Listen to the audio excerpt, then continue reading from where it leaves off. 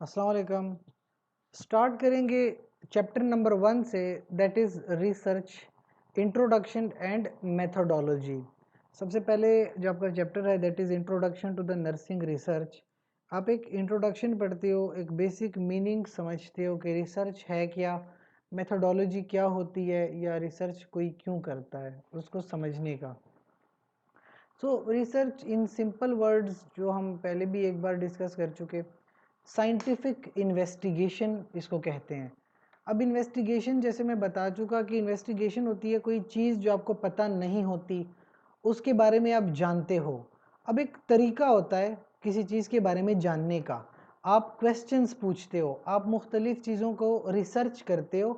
लेकिन एक scientific investigation, scientific का मतलब है एक ऐसा मेथड जो आपको साइंस ने सिखाया या साइंस ने बताया। यानी रिसर्च करना एक साइंटिफिक प्रोसेस है, एक specific step by step method है जिसको फॉलो करते हुए आप कोई इन्वेस्टिगेशन करो, तब वो इन्वेस्टिगेशन एक रिसर्च कहलाएगी। अगर आप स्टेप बाय स्टेप नहीं फॉलो करते, वो स्टेप्स जो आपको साइंस ने बताए, अगर वो स्टेप्स आप फॉलो नहीं करते, तो फिर आपकी इन्वेस्टिगेशन कोई रिसर्च नहीं मानी जाएगी।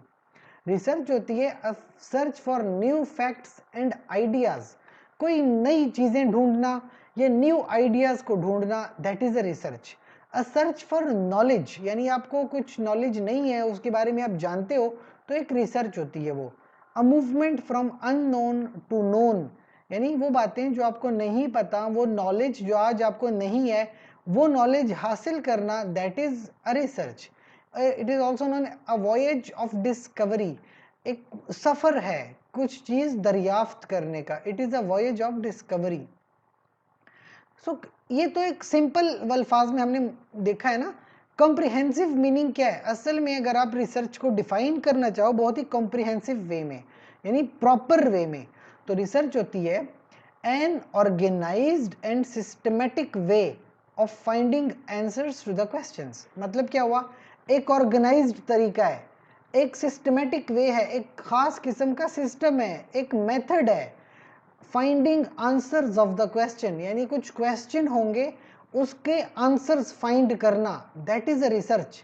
लेकिन ये जो फाइंडिंग द आंसर है ना, ये बड़ा ऑर्गेनाइज्ड काम होता है, एक प्लान्ड प्रोसीजर है, स्ट्रक्चर, और यू कैन से एक प्रॉपर मेथड होता है कोई आंसर फाइंड करने का, एक स्टेप बाय स्टेप प्रोसेस है। सिस्टमेटिक का मतलब अ सेट ऑफ प्रोसीजर्स या स्टेप्स टू फॉलो, रिसर्च करने के अपने स्टेप्स हैं, स्टेप बाय स्टेप चलेंगे और एक आंसर फाइंड आउट करेंगे। Then what is a question. देखिए रिसर्च का सेंटर ही क्वेश्चन होता है। जब आपके जहन में कोई क्वेश्चन आता है ना, तब उस क्वेश्चन का जवाब ढूंढा जाता है, और वो जवाब ढूंढने के असल में तरीके हैं। तो क्वेश्चन होगा तो रिसर्च है, अगर कोई क्वेश्चन नहीं है तो कोई आंसर नहीं है, और कोई रिसर्च होगी भी नहीं। तो रिसर्च होने का सबसे पहला स्टेप क्या है, कोई क्वेश्चन हो, कोई भी आपके जहन में सवाल आया, उस सवाल का जवाब ढूंढना है, तो तभी तो रिसर्च बनती है। अब जब आप रिसर्च करते हो, कोई जवाब ढूंढते हो, तो जब आपको जवाब मिल जाए, that is the end of the research. यानी आपके जहन में कोई सवाल आया कि लेट सपोज आप कहें कि जो हमारी बोन्स हैं वो ग्रो करती हैं, तो कैसे करती हैं। अब बोन्स कैसे ग्रो होती हैं ये क्वेश्चन है।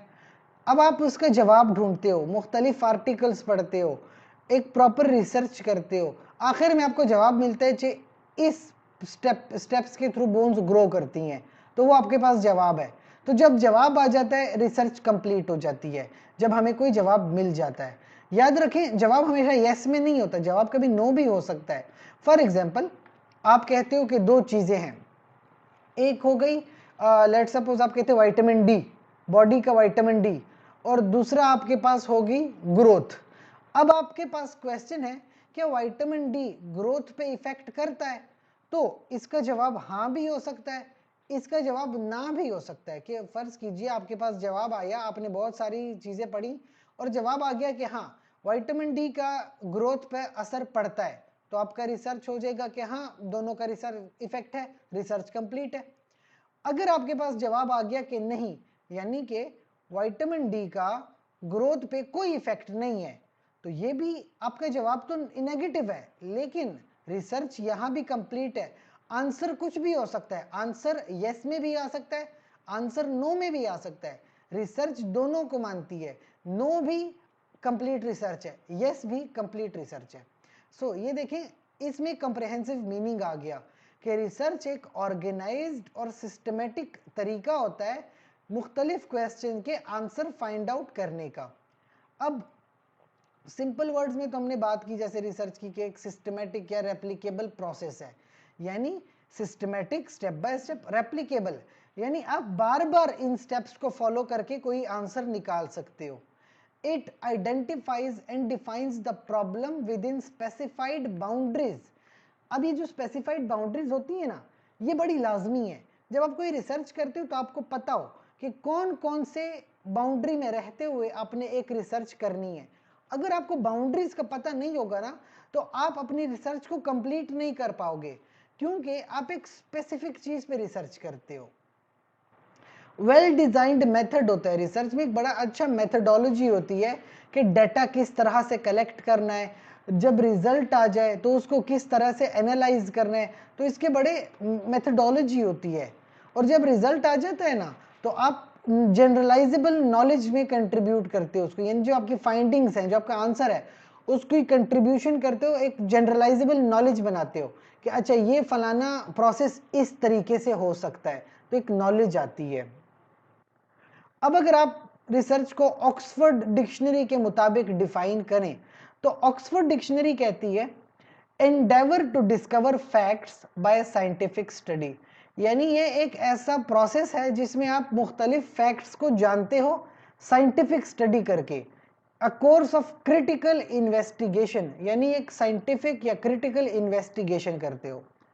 एनसाइक्लोपीडिया ऑफ सोशल साइंसेज, अब सोशल साइंसेज का जो इंसाइक्लोपीडिया है उसके अंदर रिसर्च की जो डेफिनेशन लिखी है वो कहता है research is the manipulation of things, concepts, symbols, यानी मुख्तलिफ चीज़ों का, मुख्तलिफ कॉन्सेप्ट्स का या मुख्तलिफ सिंबल्स का को मैनिपुलेट करना for the purpose of generalising to extend, correct और वेरीफाई नॉलेज। नॉलेज को बढ़ाने के लिए, अगर नॉलेज थोड़ा बहुत एम्बिगुअस है, क्लियर नहीं है, तो नॉलेज करेक्ट करने के लिए और नॉलेज को वेरीफाई करने के लिए रिसर्च की जाती है। मुख्तलिफ चीज़ों को बार बार मुख्तलिफ तरीके से मैनिपुलेट करते हो कि कोई ख़ास किस्म का नॉलेज या तो उसमें इजाफा हो, या अगर नॉलेज ठीक नहीं है उसको ठीक किया जाए, या नॉलेज की वेरिफिकेशन हो जाए, इसके लिए रिसर्च की जाती है। Whether that knowledge aids in construction of a theory और प्रैक्टिस ऑफ एन आर्ट, या तो कोई थ्योरी बना दे उस रिसर्च करके, या कोई मेथड है, कोई टेक्निक है, जैसे नर्सिंग की कोई टेक्निक है, उसमें मजीद रिफाइनमेंट हो जाए, मजीद उसको बेहतर बना दिया जाए, उसको प्रैक्टिस की जाए। तो एनसाइक्लोपीडिया ऑफ सोशल साइंसेज ने बहुत वाजे तौर पे एक अच्छी खासी कंप्लीट डेफिनेशन दी है रिसर्च की, कि रिसर्च की जाती है नॉलेज को बढ़ाने के लिए, नॉलेज को करेक्ट करने के लिए या वेरीफाई करने के लिए, ताकि कोई थ्योरी बन सके, या जो कोई प्रैक्टिस हो रही है, कोई आर्ट है, उसकी प्रैक्टिस करने के लिए। Purpose of the research, research के दो मेन पर्पस हैं, या तो न्यू फैक्ट्स डिस्कवर किए जाए, नॉलेज को इजाफा किया जाए, या पुराना जो नॉलेज है उसको वेरीफाई किया जाए कि जो हमें नॉलेज मिल रहा है वो ठीक भी है कि नहीं, उसको वेरीफाई करने के लिए रिसर्च की जाती है। That is the purpose of the research. अब रिसर्च जब करते हो ना, उसकी कुछ कैरेक्टरिस्टिक्स होती हैं। सबसे पहले तो सॉल्यूशन ओरिएंटेड। सॉल्यूशन ओरिएंटेड का मतलब होता है ना कि कोई ना कोई प्रॉब्लम हो, उस प्रॉब्लम का सॉल्यूशन फाइंड आउट करने के लिए रिसर्च की जाए, यानी खामखा से कोई रिसर्च नहीं होती। कोई प्रॉब्लम हो, कोई क्वेश्चन हो, उस क्वेश्चन को सॉल्व करने के लिए रिसर्च की जाए। Next is logical. लॉजिकल का मतलब ये होता है कि आपके पास एक ना फैक्ट्स होते हैं, कुछ वो चीजें जो आपके पास जनरल नॉलेज की हैं, और एक आपका रिजल्ट होता है। तो जो आपका रिजल्ट निकलता है ना, रिजल्ट उसका लॉजिक के साथ, यानी उसका नेचर के साथ मेल खाता हो, नेचर के ऑपोजिट ना हो। जैसे कि हमें ये पता है कि जब हमें विटामिन डी जो है हमारी बॉडी में इंक्रीज होता है सनलाइट से, तो जब आप धूप में एक्सपोज होते हो तो आपके जिस्म में विटामिन डी बन रहा होता है। अब ये वैसे ही हम सबको पता है, जनरल नॉलेज है। अब आपने एक रिसर्च की कि क्या ये क्वेश्चन सच भी है कि नहीं कि धूप से विटामिन डी बनता है। नेचर ये कहती है, नेचरली हमें ये पता है कि यार धूप से विटामिन डी इंक्रीज होती है। तो जो आपकी रिसर्च है ना, रिसर्च में जो आपका आंसर आए तो वो आंसर भी लॉजिक से रिलेट करता हो, यानी वो आंसर इस क्वेश्चन को एक्सप्लेन करता हो। ऐसा ना हो कि आंसर आपका बिल्कुल ही ऑपोजिट हो। तो नेचर के साथ जो लॉजिक है, आपका जहन ये बात मानता हो कि वाकई में जब आप धूप के अंदर एक्सपोज होते हो तो एक खास प्रोसेस के तहत विटामिन डी इंक्रीज होता है, यानी नेचर के ऑपोजिट ना हो। फिर है ऑब्जेक्टिव। जब आप रिसर्च करोगे ना तो रिसर्च के बहुत सारे पहलू होते हैं, तो आपको अपना ऑब्जेक्टिव डिफाइंड हो कि आप कौन से चीज पे काम करते हो, कौन से ऑब्जेक्टिव्स हैं आपके फाइंडिंग आउट करने के। फिर है इम्पार्शियलिटी। ये बड़ा जरूरी होता है। रिसर्च में कभी बाइसनेस नहीं दिखानी होती, अपनी तरफ से कभी रिसर्च में एक्स्ट्रा चीज ऐड नहीं करनी। जो रिजल्ट होगा वो आप ट्रू रिजल्ट्स दोगे, खुद से पार्शियलिटी या बाइसनेस या खुद से मिलावट नहीं करनी होती। उसके बाद एक्यूरेसी है। जब आप कोई रिसर्च करो, उसका कोई रिजल्ट आए, तो जो रिजल्ट होगा एक्यूरेटली वही रिजल्ट एक्सप्लेन करें। आप खुद से रिजल्ट को मैनिपुलेट नहीं कर सकते। फिर होती है सिस्टमैटिक। जैसे मैं बार बार ये कह रहा हूं कि एक सिस्टम होता है, एक मेथड होता है। रिसर्च करने का साइंस ने एक प्रॉपर मेथड बताया है, उस मेथड के को फॉलो करते हुए आप एक रिसर्च करेंगे। उसके बाद है वेरीफाइएबिलिटी। जब आप कोई रिसर्च करते हो, कोई आंसर निकालते हो, तो आपका आंसर वेरीफाइएबल होना चाहिए। यानी अगर आप किसी को अपनी रिसर्च बताओ कि मेरी रिसर्च ये है और आंसर उसका ये है, तो वो अगला बंदा उसको वेरीफाई कर सके, उसी मेथड को फॉलो करते हुए वो आपका आपका आंसर वेरीफाई करे। ऐसा ना हो कि आप कह दे कि ये फलाना रिसर्च का आंसर आता है, लेकिन आप उसको वेरीफाई नहीं कर पाते कि यार ये आंसर किस तरह से आया है। तो वेरीफाइएबल होनी चाहिए। और फिर एम्पेरिकल होनी चाहिए। एम्पेरिकल का मतलब है कि जो आप रिसर्च करते हो ना, वो कोई जनरल नॉलेज दे, वो कुछ ना कुछ फिजिकल मीनिंग दे। ऐसा ना हो कि आपने एक रिसर्च की लेकिन उसका कोई मतलब नहीं बनता, तो ये कोई फायदेमंद रिसर्च नहीं होती। कोई ऐसी रिसर्च जो एम्पेरिकल हो, जो आपको जनरल नॉलेज में कोई इजाफा करे, दैट इज अ रिसर्च। ये मुख्तलिफ कैरेक्टरिस्टिक्स होते हैं रिसर्च के। फिर आता है रिसर्च प्रोसेस, जो हम बात कर रहे हैं कि सिस्टमेटिक वे है। तो knowledge of the research process बड़ा एसेंशियल होता है कोई रिसर्च कंडक्ट करवाने के लिए, कोई रिसर्च करने के लिए, ताकि बाद में कंक्लूजन्स मिले, बाद में आपको कोई ना कोई रिजल्ट मिल सके उसका। जो मेन स्टेप्स है, सबसे पहले स्टेप प्रॉब्लम फार्मूलेशन। अगर आप कोई रिसर्च करना चाहते हो, सबसे पहले प्रॉब्लम ढूंढो कि कोई ऐसी प्रॉब्लम हो जिसका सलूशन अब तक नहीं आया। तो प्रॉब्लम पता हो, आप एक प्रॉब्लम को एक टाइटल की फॉर्म में लिख सको, that is a problem formulation. पहले आपको प्रॉब्लम पता हो।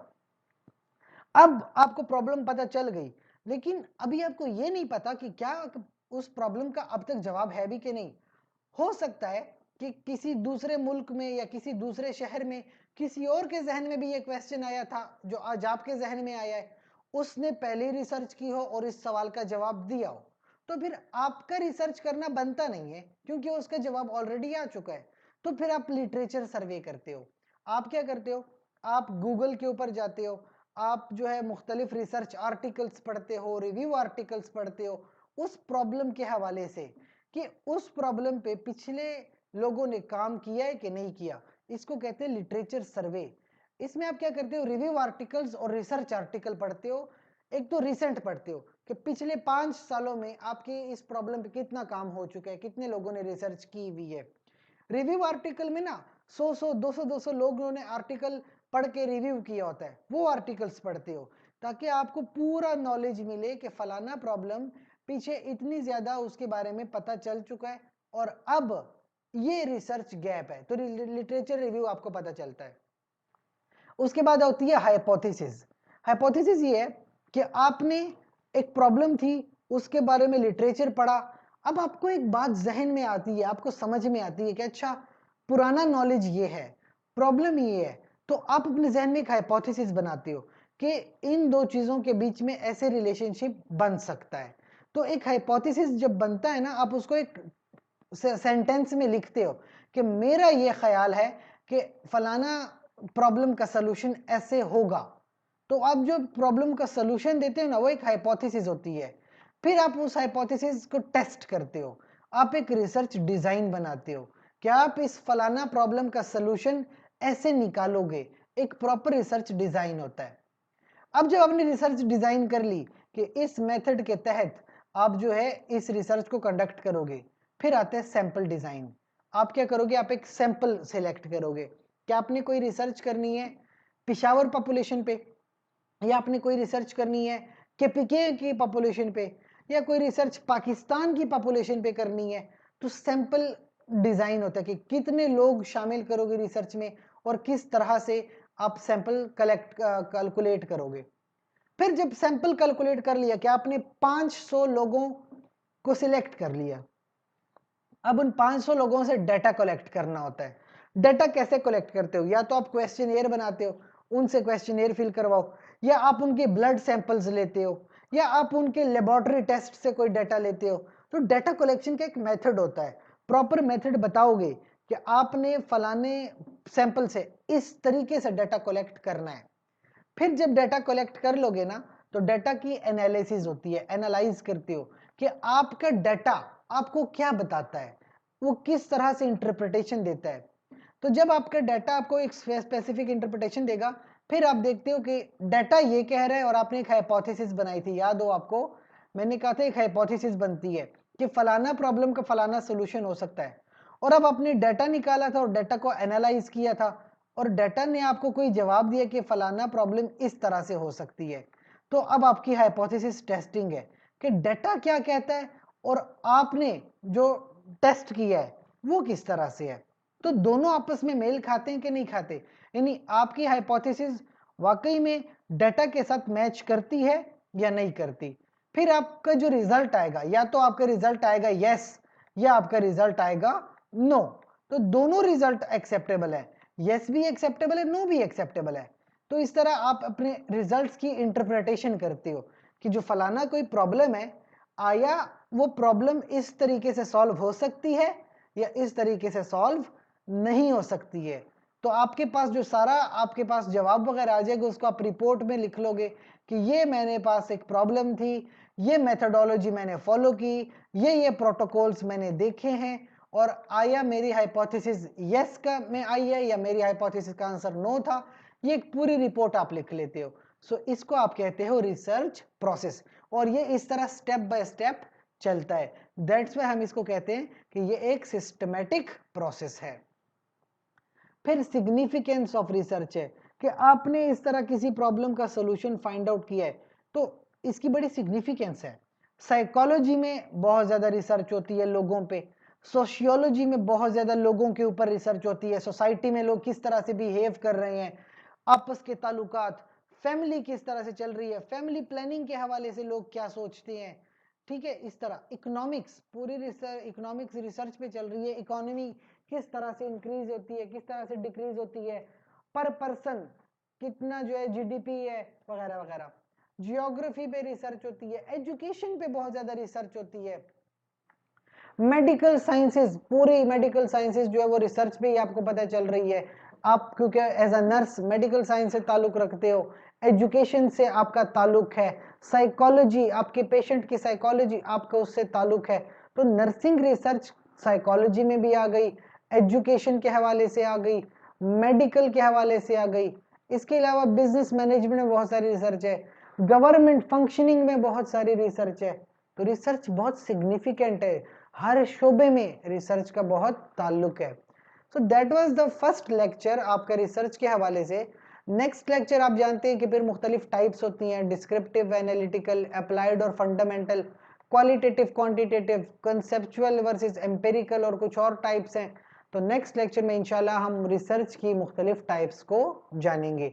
So that was the first lecture. अगर कोई बात समझ में नहीं आई हो, या आपका कोई क्वेश्चन हो, कोई बात आप चाहते रिपीट हो, कोई भी आपके पास इवेल्युएशन है, तो आप कमेंट सेक्शन में पूछ सकते हैं और उसका जल्द अज जल्द आपको आंसर दिया जाएगा। इसके साथ ही इजाजत दीजिए। Universe college of nursing post RN semester 3rd। Allah Hafiz.